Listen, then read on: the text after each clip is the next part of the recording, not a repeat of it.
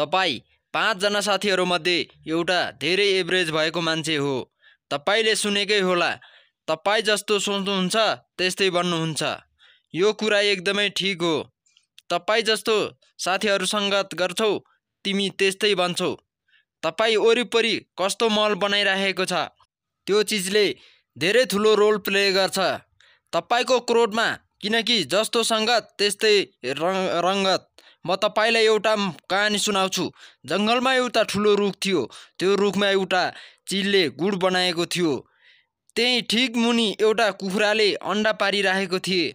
एक दिन त्यो चिलको अंडा झरेर कुखुराको अंडासँग मिसिन पुग्यो।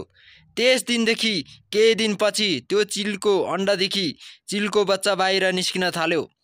निस्किसकेपछि उसले सोच्यो कि म कुखुराको बच्चा हो। कुखुराको बच्चाले जे गर्थे उसले पनि त्यही गर्थे। कुखुराको बच्चाले जे खान्थे उसले पनि त्यही खान्थे। एक दिन त्यो चिलको बच्चाले माथि आकाशमा चिल उडेको देख्यो र उसले कुखुरालाई सोध्यो, त्यो कालो सुन्दर चराको नाम के हो? तब कुखुराले जवाब दियो कि ऊ एउटा चिल हो, तर तिमी ऊ जस्तो उड्न सक्दैन किनकि तिमी एउटा कुखुरा हो। ऊ बाँकी जिन्दगी पुरा कुखुरा जस्तै बिताइदिन्छन्। उसलाई केही कुरा थाहा हुँदैन कि म पनि पन्छीको एउटा राजा हो भनेर।